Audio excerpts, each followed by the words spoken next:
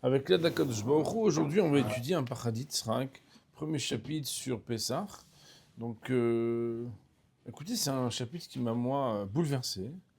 Et la raison pour laquelle il m'a bouleversé, c'est tout simplement parce que, en particulier quand on habite en Israël, mais déjà quand on est juif en général, on sait que le peuple juif, il a un problème et un complexe carrément avec le temps.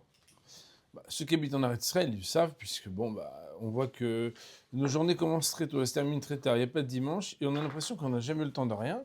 Surtout quand on est choqué, quand on va en France ou en Amérique ou ailleurs, on se dit, waouh, mais les gens, en fait, ils ont le temps.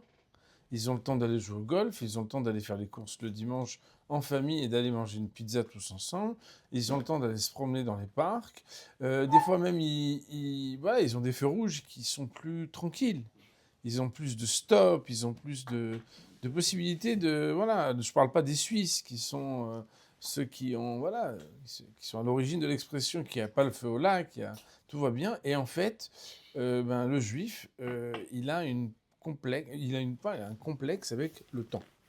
Et moi, ce sujet-là, il m'avait beaucoup préoccupé, même si, comme vous le savez, à Chodesh Hazelachem, il y a tout un chapitre, d'ailleurs, qu'on avait étudié une fois peut-être avec vous, sinon vous le trouverez sur le site, où il y a un très beau propos de Rav Chaim Friedlander qui explique que Bereshit, c'est Bet Reshit. Il y a deux temporalités différentes, une depuis Bereshit et jusqu'à Chodesh Hazelachem, et une à partir de Chodesh Hazelachem, c'est que avant qu'Akadosh Baruch Hu nous donne la mitzvah du renouvellement de la lune, quelque part, l'influence, elle était que du haut vers le bas.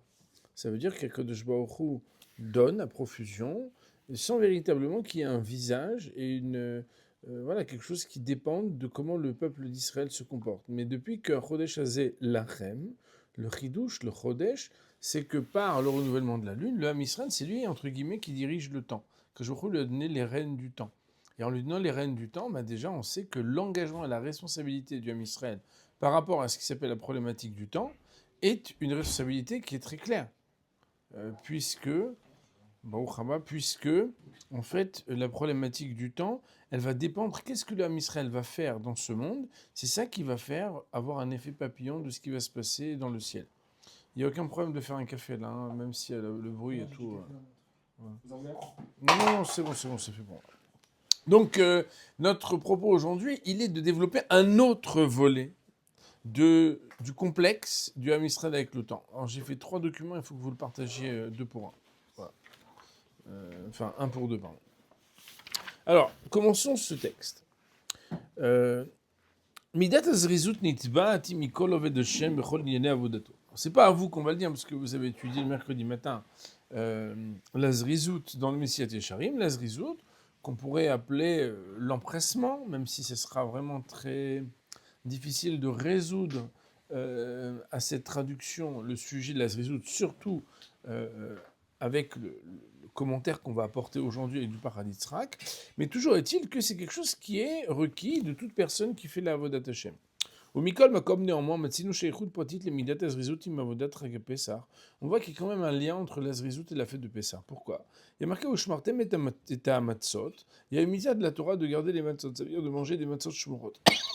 À savoir qu'une matzah, c'est pas un pain azim sans hashgacha, c'est un pain azim avec hashgacha. Mikan shel machmisim et mitzvot. Et nos chachamim nous disent que de là, on nous dit qu'il ne faut pas ni laisser monter le levain de la matzah, ni non plus laisser monter le levain de la mitzvah. Ça veut dire quoi, Moray Vermotaï?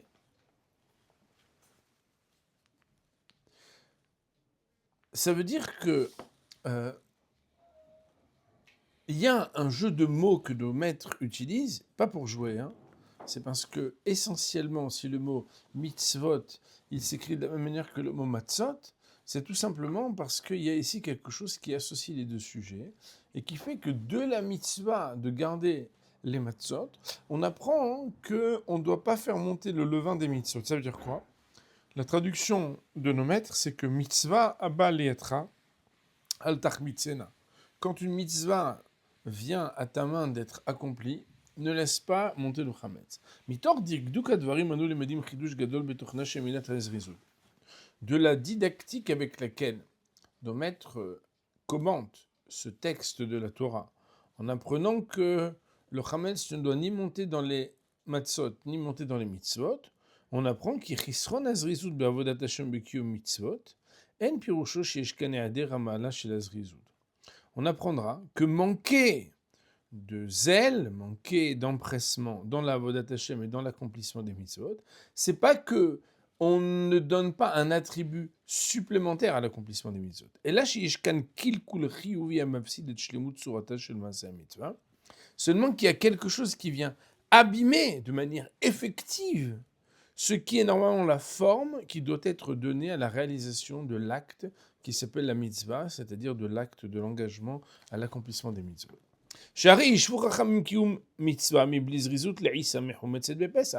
Car le lien que nos maîtres ont fait, est le lien entre une matzah qui n'a pas été surveillée et une mitzvah qui n'a pas été saisie immédiatement. Or, בוודאי שהמחמיץ יישא בפסח אין סוף עניינו שהוא שולל מהעיסה את תואר מצה.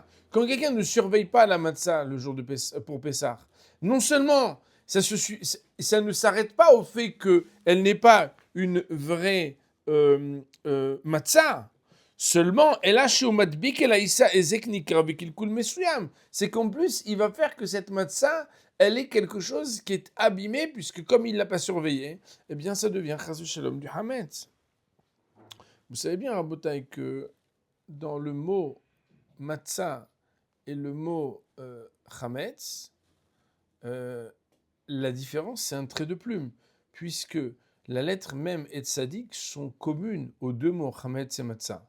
Et la lettre et het sont véritablement identiques, sauf un trait de plume qui fait soit le lien entre la partie basse du he avec la partie du trait, on va dire, horizontal, commun au het et au he.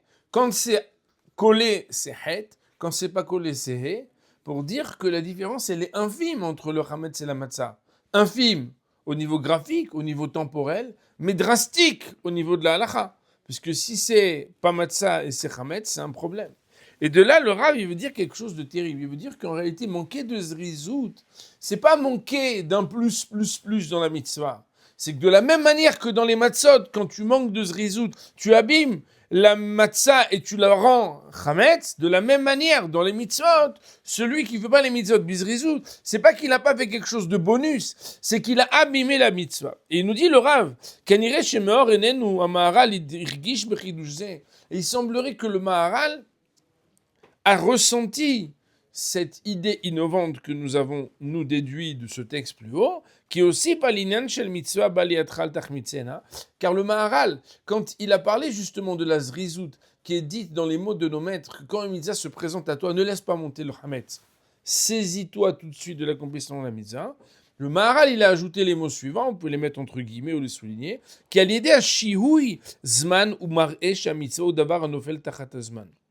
Lorsqu'on laisse passer le temps, alors qu'une mitzvah doit être accomplie, celui qui laisse passer le temps, il montre que la mitzvah est quelque chose qui tombe sous la temporalité. ou pogem et ta mitzvah. Et par ce biais, il abîme, il crée un défaut, il rend défectueuse la mitzvah. Fin de citation du Maharal. Vayinu kemvoar leel. Ça va dans le même sens que ce qu'on a expliqué plus haut. Kishiu izman be'avodat Hashem.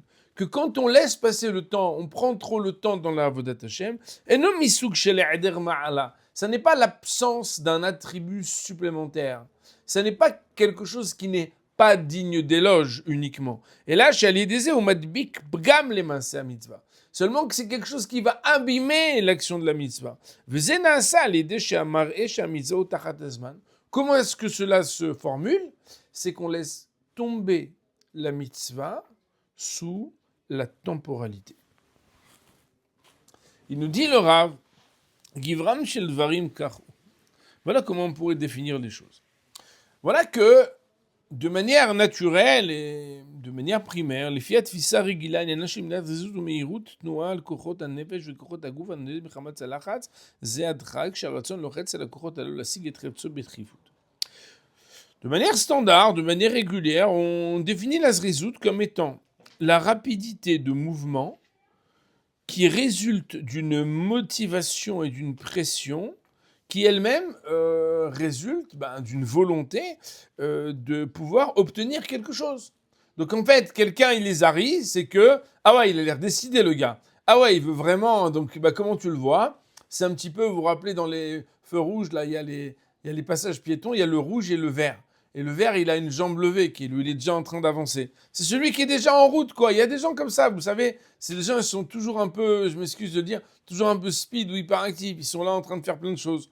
Bon, je le dis bien parce que moi je suis un vrai hyperactif. ובהתאם לתפיסה זו, אין שום הבדל במהותה של הזהות בין כשהיא באה בענייני עבודה ובין כשהיא באה בענייני העולם. Et d'après cette définition-là, il n'y aurait aucune différence entre la zrizout quand on est juif et quand on est pratiquant, que quand on n'est pas pratiquant ou tout simplement on est non-juif et qu'on fait les choses avec empressement. Il y a des gens qui sont speed, qui sont engagés, qui sont motivés, qui sont rapides. Des karev ou beratson, parce qu'en réalité, tout dépend de la volonté et de la motivation. Quand tu es motivé, ben voilà, la zrizout, tu l'utilises là où tu es motivé.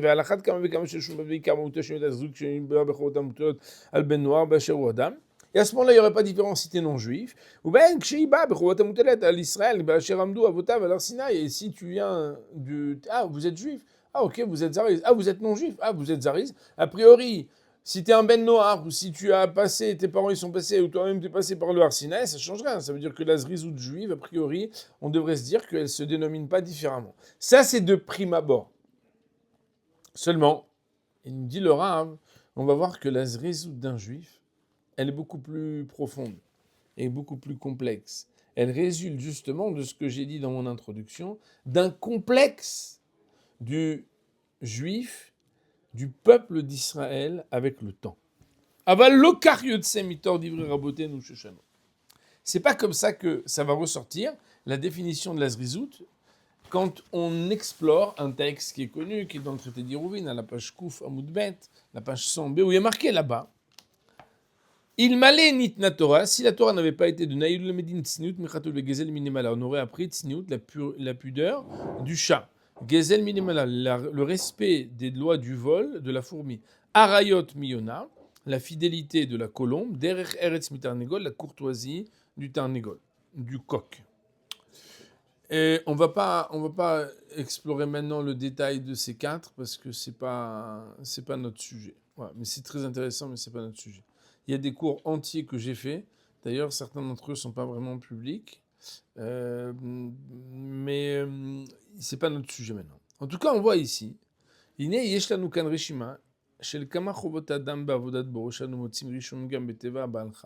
Voilà qu'on trouve que il y a des engagements que l'homme doit avoir envers son créateur, qu'Akadosh Baruch Hu, il a placé des traces de ces engagements dans la nature. Ilou midat azrizout, et la zrizout, on la voit pas écrite. Pourtant, Alea Amar Akatou Meforash, que le roi Salomon, il a dit dans les proverbes, qui mon shabane mala au betamoussar chez Midazou, que Behemet, si tu veux aller à la yeshiva de la zrizout, si tu ne trouves pas une yeshiva de zrizout, tu peux aller voir la fourmi.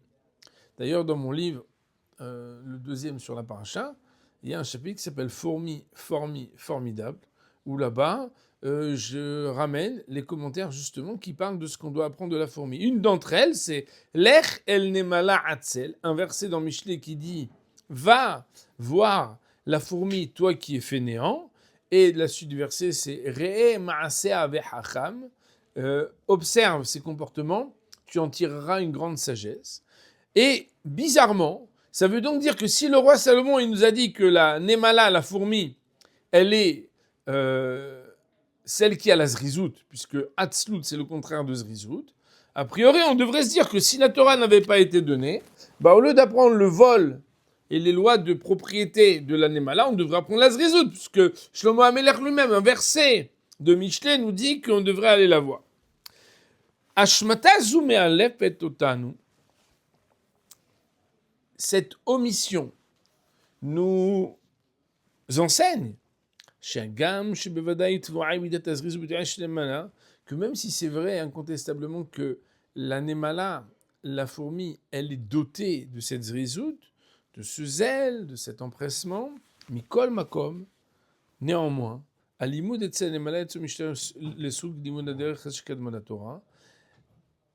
on ne doit pas apprendre de la fourmi ce qui s'appelle être les derech eretz shekadma la Torah, c'est-à-dire les voies d'apprentissage qui précèdent le don de la Torah. Chez les kushta de milta, et qu'en vraie vérité, il m'allait nitna Torah, si la Torah n'avait pas été donnée, loïnu les medim mimena midazu. On n'aurait pas appris de la fourmi la zrizout. Autrement dit, après que la Torah elle ait été donnée, va regarder la zrizout de l'anémala si tu veux. Mais avant que la Torah ait été donnée, ne regarde pas l'anémala, ne regarde pas la fourmi. Pourquoi? On voit donc qu'il y a quelque chose dans la zrizout que la Torah nous a donné quand on a reçu la Torah. Il y a quelque chose qui a été donné avec le don de la Torah pour redéfinir ce qui s'appelle la zrizout, qui n'est pas une valeur universelle et basique et commune à ce qui est mitzvot Torah et les matières profanes, et encore moins entre ce qui peut parler de zrizout quand on parle du Ham Israël qui était au pied du Har Sinaï qui a reçu la Torah et les nations du monde. Mativo chez le Goremze. Qu'est-ce qui fait qu'on définit différemment la zrizout quand on est un Ben Israël? Alors, le Rav nous dit, le Rav, Misimanea muvakim shel hanefesh hi ke'ena mitmalet. Une des caractéristiques, un des traits de caractère de l'âme, c'est qu'elle ne peut pas se remplir. Comme c'est marqué dans le verset, hanefesh lo timale. L'âme ne se remplira pas. Et c'est un verset de l'Ecclésiaste, Kohelet. Et nos Chachamim nous disent dans le Midrash, c'est un Midrash très connu, Masha lema davardomé. C'est une parabole pour dire à quoi cette chose ressemble-t-elle. L'ironi shenasa bat melech. C'est un petit citadin qui s'est marié avec une princesse, fille du roi donc. Imiavi la kol mashe ba'olam, même s'il lui amène toutes les richesses et les trésors du monde, enam hashuvim la kloum. Ça vaut rien pour elle. Pourquoi? Pas assez cher. Chez Bat Melech, parce qu'elle a tout eu chez son père le roi. Car à Nefesh, ainsi il en est concernant l'âme. Ilou eveta la kolma adane olam, même si tu lui as amené tous les trésors et les bontés et les plaisirs de ce monde, enam kloum là, c'est rien par rapport à elle et pour elle. Lama, pourquoi? Chez Mina Elyonim, parce que elle en fait, c'est une créature qui n'est pas une créature terrestre. Ça veut dire quoi, Rabotai? Ça veut dire qu'en réalité, comme on le sait, un homme, il est fait d'un corps et d'une âme. Le corps, il a quelque chose d'assez terrestre et organique, on le voit bien, hein, il se délecte de toutes sortes de choses matérielles. L'âme, c'est une créature qui est un être séparé, ça veut dire qu'il ne contient pas de divinité, c'est l'émanation de la volonté de Dieu que le corps a été créé, que l'âme a été créée. Hachem, en fait, il a pris ces deux sous-créatures, ces deux parties, il les a mises ensemble, il a donné à l'homme le choix de savoir comment composer de ces deux créatures par le roi et de prendre ses décisions en fonction. Mais il existe quelque chose qui est comme un appétit insatiable, un besoin qui est jamais assouvi, un désir qui est jamais abouti totalement dans ce que l'âme est un être qui n'est pas rassasiable. Et il nous dit le Rav, si dans la parabole on parle d'une princesse, ça dépend quelle princesse, Rabotai. Parce que l'Ohare Bat Melech, qui est Bat Melech, il y a princesse et princesse. En minuscule, en majuscule, il y a des princesses qui sont plus riches que d'autres. Kol Masha Malchut Adira Yoter, plus la royauté d'où la princesse elle était et dans laquelle elle a grandi est plus grande, qu'elle est au Matzot, l'insatiable et le pas remplissable dépendra de combien, là où elle était, voilà, il n'y a pas photo. Chez la Bat Melech. Il dit le Rav, s'il en est ainsi concernant les royaumes des princesses, Ouadin, Bemalchut Anefashot, c'est la même chose pour les âmes. Chaviv Adam Shenivra B'Tselem, quand on parle de l'homme en général, on parle de sa spiritualité. Il n'y a pas que les juifs qui sont des hommes.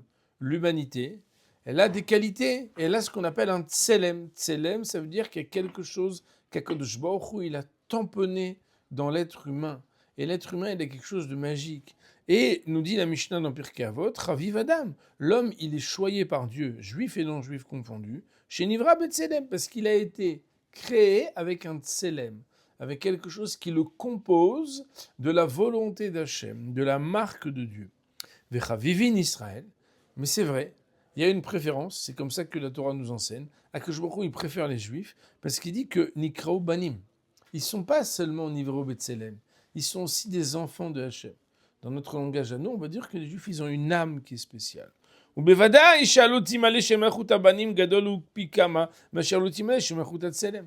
de la même manière qu'on a dit que chez les princesses, il y a les riches et les très riches, et les riches déjà ne se rassasient pas, mais les très riches encore moins. De la même manière, chez les êtres humains, avec les âmes qu'ils ont, les non-juifs ne se rassasient pas, c'est vrai. Mais les juifs encore moins, pourquoi ? Parce qu'ils sont encore plus proches d'un Kodesh Baruch Hu.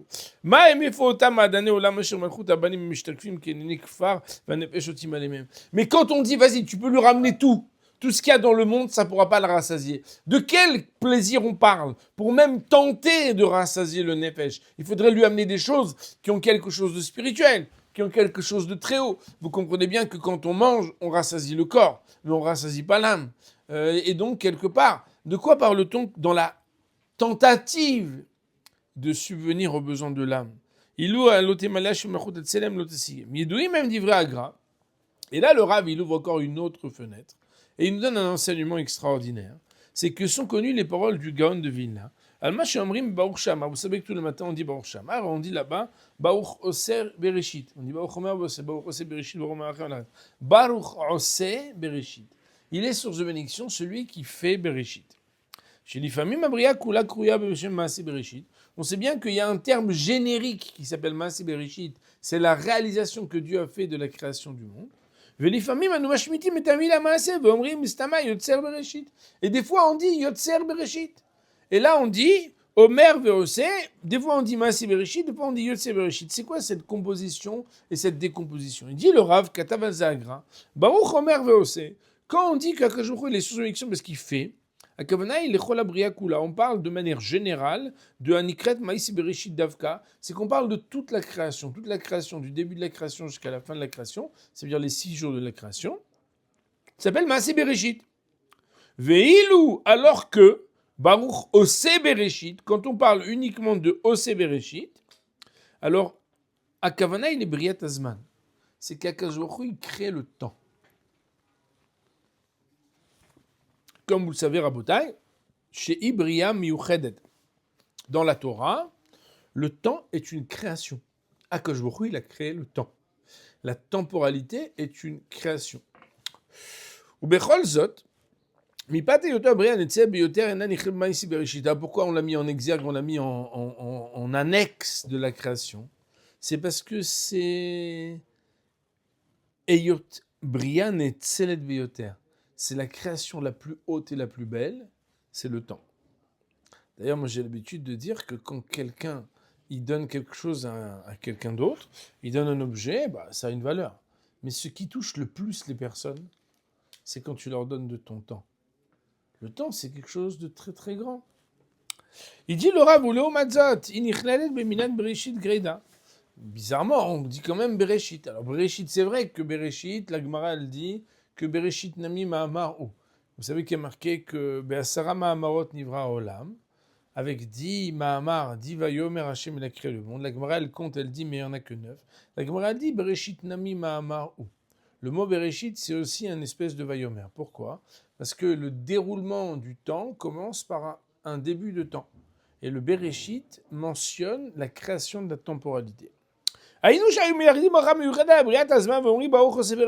dire que quand on dit Baruch Omer Veose, Baruch Ose Bereshit, on dit qu'Akadosh Baruch Hu il est source de bénédiction parce qu'il a créé Bereshit, c'est-à-dire qu'il a créé la temporalité. וכשמותחים אנו את הקו הלאה, נמצא שאותה התכונה המציינת בייחוד את עליונותו של הנפש שמפני שהיא מנהלים, לכן אפילו אם מביא כל עניין העולם לא תימלא, מתאפסת היא, ועולה הדמרה מהפסגה בריאת בראשית, ואפילו אותה הוויה הנצלת אשר אנו קוראים לה זמן, נכסה כפר הם אצלה. Si on regarde maintenant et on explore dans tout ce qui est dans ce bas monde qui a été créé par Akadosh Baruch Hu, et qu'on cherchait le joyau le plus beau, en disant que l'âme elle n'est pas rassasiée, même si on lui amenait toutes les choses de ce monde, eh bien la chose la plus haute, c'est quoi? C'est le temps. Et même si on lui offrait un joyau qui s'appelle Bereshit, on lui offrait le joyau qui s'appelle le Zman, il serait considéré comme un bijou de paysan. Ça veut dire quoi? Ça veut dire que, il dit le Rav, donc, et quand elle se dégoûte de tous les plaisirs de ce monde en se disant ouais mais c'est pas assez, même l'existence du temps est méprisée par cette princesse. Et c'est lorsque elle est en train d'accomplir les mitzvot et les bonnes actions, où là elle prend sa hauteur, sa dignité, sa noblesse en compte, puisque là elle fait quelque chose qui est digne de la princesse. L'âme, elle se réalise lorsqu'elle se rapproche de son créateur. C'est ça qui crée sa dvekout, son attachement et son lien à son créateur. Eh bien là, il y a un problème. C'est quoi? C'est que mit'orer asar nafshi, il y a une sorte de tempête spirituelle qui s'abat sur elle. Aomed lister ala chomash shel zaman ou lavkia, pour essayer de dépasser et de percer les limites et les frontières du temps. Adir chevtsa'i lekayem et mitzvah sheoseket ba mever lemechitzat azman. Son plus grand désir eût été d'accomplir la mitzvah sans avoir à se soumettre et à composer avec les choses de ce monde-ci, même ce qui s'appelle être la temporalité. Elle aurait voulu accomplir la mitzvah sans que cette mitzvah ne tombe sous le temps. Et là, seulement qu'est-ce qu'on va faire? Elle s'est mariée avec un paysan, cette princesse. C'est-à-dire que le corps et l'époux, tant qu'on est sur cette vie, dans cette vie terrestre, eh ben, l'âme, elle est mariée avec le corps. Elle n'y arrive pas. Et la mitzvah s'accomplit malgré elle dans les frontières de la temporalité. Alors quoi? Elle est quand même en souffrance ou elle n'est pas en souffrance? Il nous dit le Rav, et je pense que c'est le cœur de ce qui est son développement ici, qu'il faut absolument marquer toute votre attention sur cette phrase. Et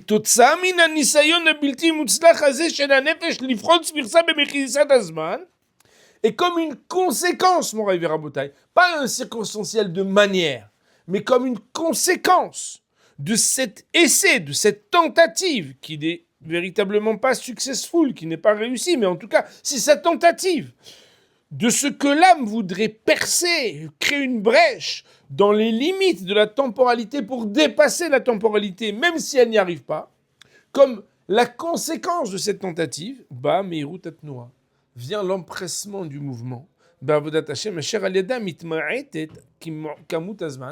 Et donc, inévitablement, eh bien, le temps devient le plus incompressible possible. On essaie de faire le moins de temps possible. C'est pour que finalement, il y ait quelque chose qui se résolve à être le plus instantané, le plus rapide. De manière à ce que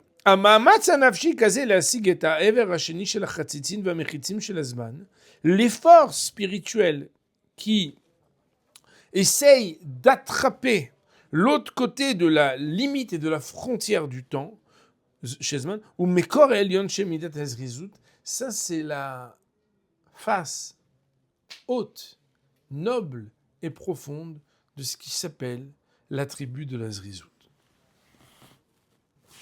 Et il nous dit le Rav, il me dit, nous, d'avancer Chipazon de Yetziat Mitzrayim, on l'apprend du Chipazon de Yetziat Mitzrayim. Le Chipazon, ça veut dire l'empressement. Vous connaissez Bivhilou, donc voilà, là je vois que les Marocains tout de suite, Bivhilou, c'est avec empressement, avec précipitation. Bihipazon. Donc, Asher Bevadai, En Inano Lomar Shameroa Lorach Arbe. On s'en contrefiche qu'on nous dise, ça a été rapide, hein, ça a été très rapide. 3 minutes 33 et 42e de seconde. Ça n'a aucun intérêt dans la Torah de nous dire que c'était rapide. Et là, seulement que le Maharal, il nous a déjà expliqué que quoi? Chez Mikevan Israël, Bereshit, chez Netzar Israël. Étant donné que la sortie d'Égypte, c'est une autre version du Bereshit. Il y a le Bereshit de la création du monde et il y a le Bereshit de la création du peuple d'Israël. Et qu'est-ce qu'il a de spécial, le peuple d'Israël? C'est qu'il est créé, mais il ne mourra jamais. Comme le verset le dit, Netzar Israël lo yeshaker. D'ailleurs, on sait bien, cette expression Netzar Israël, l'éternité d'Israël, c'est une expression qui nous est très chère.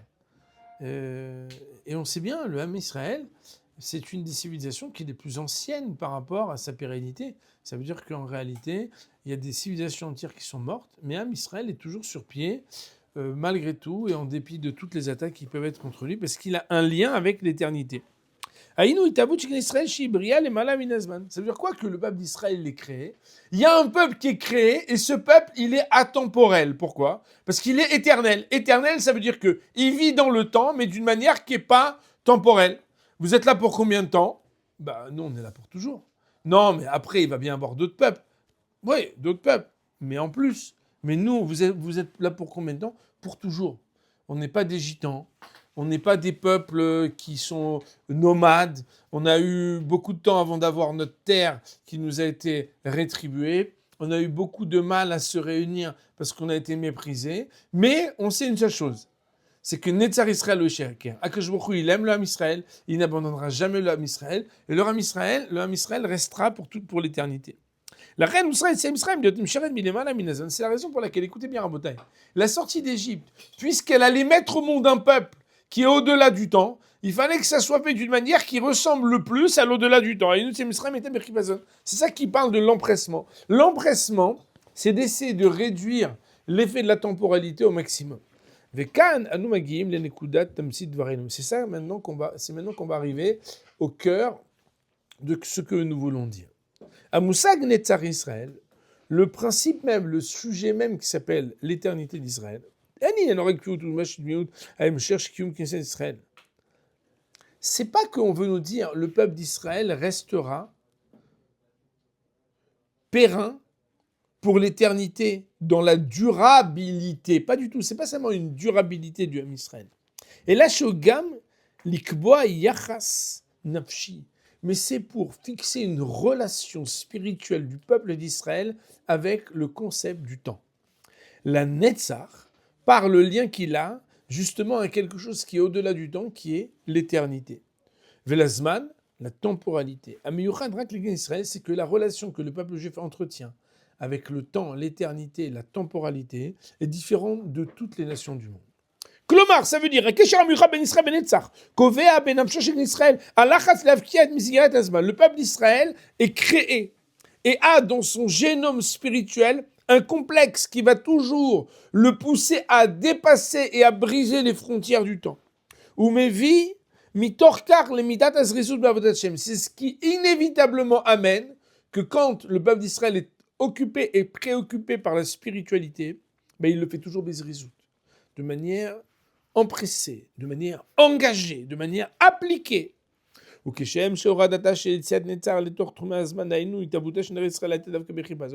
de la même manière que, au moment où le peuple d'Israël a été créé dans le Bereshit de Netzar Israël, il fallait que ça se fasse dans un conflit avec la temporalité, à savoir dans la précipitation. Précipitation qui veut dire que quand Akadosh Baruch Hu, il a fait créer le Ham Israël, le peuple d'Israël il a été créé dans la précipitation. C'est quoi précipitation? Ça veut dire que les frontières du temps nous dérangent. Et c'est comme ça qu'il est né. Que Mochen Medargisa, ainsi, de l'autre côté, lorsque maintenant on est dans la condition du peuple d'Israël et qu'on essaye de rendre éternel. On va arriver en bataille. J'aimerais quand même vous dire que le mot en hébreu, lenatseach, qui veut dire vaincre, c'est les mêmes lettres que l'antziach ou lenatseach qui veut dire rendre éternel. Et la victoire d'un juif, c'est toujours de rendre éternel ce qui ne l'était pas. C'est la raison pour laquelle vous savez bien que ce qui motive le plus un être, c'est quand il a conscience que ce qu'il est en train de faire de manière instantanée n'a pas uniquement un effet dans l'instant, mais un effet dans l'éternité.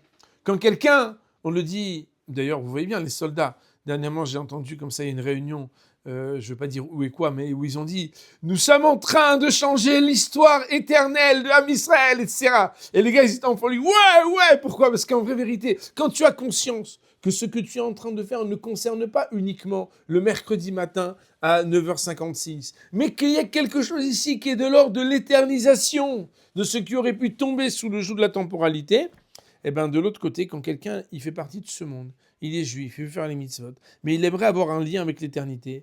Tu ne peux pas faire la mitzvah autrement que dans la zrizout. La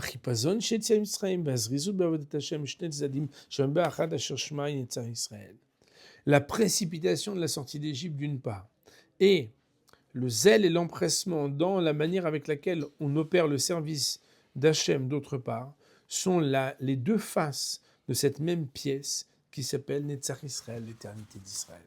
C'est poétique, mais c'est surtout philosophique. Il nous dit le Ravel, nous avons donc ici mis en exergue qu'il y a 2 poids 2 mesures justement pour essayer de comprendre ça veut dire quoi la zrizout. Si tu regardes de prime abord et de manière basique et simpliste, la zrizout, tu dis ouais c'est un mouvement rapide quoi, c'est des personnes qui perdent pas de temps. C'est vrai, tu dis bon, c'est comme dans le sport, c'est comme dans le travail, c'est comme dans tout, voilà, ils sont, Baruch Hashem, les religieux quand ils font les mitzvot, ils s'appliquent. Et tu dis bon, c'est comme les non-juifs aussi, ils ont la même chose, eux aussi, ils ont comme ça des gens qui s'appliquent, qui s'investissent, qui sont vraiment zélés.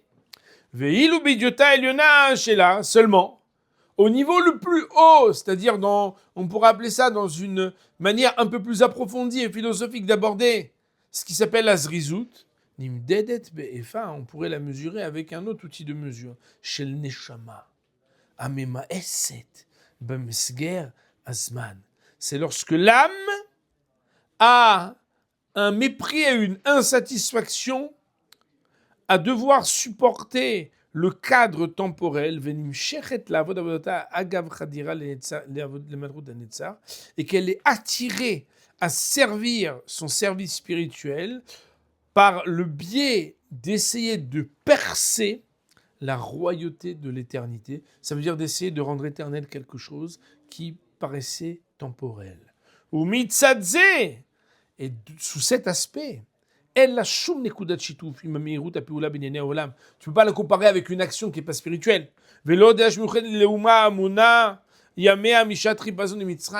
Et cette caractéristique de la zrizout est spécifique au peuple qui compte le temps depuis l'empressement de la sortie d'Égypte, de Achodesh Azelachem, quand il a été sorti. Et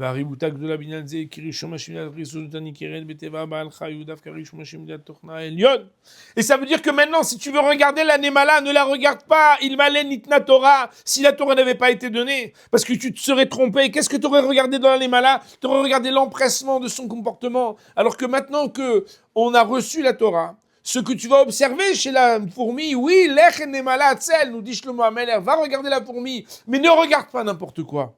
Tu crois que la fourmi, elle est intéressée d'arriver au but qu'elle est en train de poursuivre? Pas du tout. Nos maîtres nous disent qu'elle ne va vivre longévité d'une fourmi, pas du tout. 6 mois. Elle va manger un épi de blé et demi maximum. Mais elle remplit des tonnes astronomiques de grains qu'elle ne va pas consommer elle-même. Donc c'est pas pour ses besoins, entre guillemets, de consommation organique. Et là, c'est qu'en réalité pour elle, elle vit au-delà de la temporalité. Ça veut dire que même si Behemet, tu vas aller au musée de la Zrizout, va regarder l'Anemala, bien sûr, va regarder la Zrizout de l'Anemala qui correspond dans sa hauteur à ce que nous, juifs, après le Har Sinaï, on doit prendre de la Zrizout, qui a à voir avec l'éternité d'Israël. Et c'est ça la zrizout de l'Anemala. Si la Torah n'avait pas été donnée, on n'aurait pas pu l'apprendre. Pourquoi? Parce qu'on n'aurait pas défini la zrizout de la même manière. Il dit le Rav, maintenant qu'on comprend ça, Meirim em mitoch divreze à Maharal. Maintenant, quand on relit les mots du Maharal, on les relit avec un éclairage. C'est mitzvah blis rizout, que celui qui fait une mitzvah sans rizout, ou pogem et ta mitzvah, c'est que quand on fait la mitzvah sans rizout, on abîme la mitzvah parce qu'on l'a fait tomber sous la temporalité. Ça veut dire quoi? Aïnou canal, c'est comme nous l'avons dit plus haut, kanir skarleel, chez Kevan, chez rizout, chez Mikneset Israël, Pirusha ou Shichur, Mesger, Azman, Bachadira, les Machut Anetzar. Puisque la zrizout d'un juif quand il réalise les mitzvot, c'est une zrizout qui procède de ce que le peuple d'Israël il essaye par la réalisation spirituelle de rendre éternelle son action et donc de dépasser les limites temporelles. Mais ça veut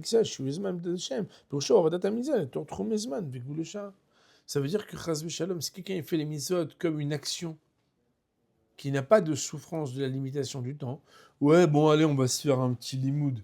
Ouais, bon, allez, on va se faire un petit seder. Ouais, bon, allez, on va se faire une petite mitzvah de souka. Bon, allez. Donc, pour toi, c'est un golf, un cinoche et un petit cours. Mais ça veut dire que tu n'as absolument rien compris. C'est comme si tu laissais tomber la spiritualité sous la temporalité. Et en fait, tu penses que c'est quelque chose qui fait partie de ce monde. Il nous dit le Rav, Ve'u inagen ou almut. Il y a un verset dans Télim qui dit que Akadosh Baruch Hu, il nous conduira almut. Le mot almut, en fait, vous comprenez que c'est deux mots, al et mut, qui veut dire al, c'est au-dessus, mut, ça veut dire la mort. Shuto shel mikra, la littéralité des mots, almut, c'est al mavet, c'est au-dessus de la mort. Aïnou lema la minamita, c'est-à-dire qu'Akadosh Baruch Hu, il nous conduira au-dessus de la mort. Daïnou betrumanet, ça veut dire vers l'éternité. Ou Hachem, inagenu, il nous conduira almut dans un monde qui sera éternel.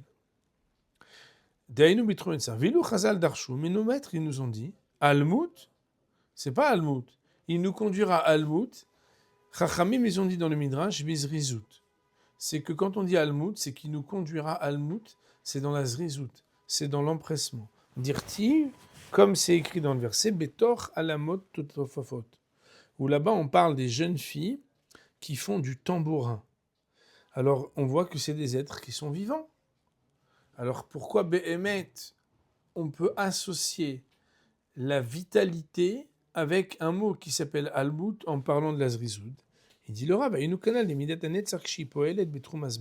c'est qu'en réalité, quand l'éternité agit dans les frontières du temps, quand l'intemporel éternel essaye de se réaliser dans un monde temporel et limitatif, eh bien, qu'est-ce qui donne comme conséquence? Par conséquent, ça se fait bizrizout. Al-mut, les fipshuto, il est non isriout. Le al-mut, d'après la littéralité, c'est l'éternité.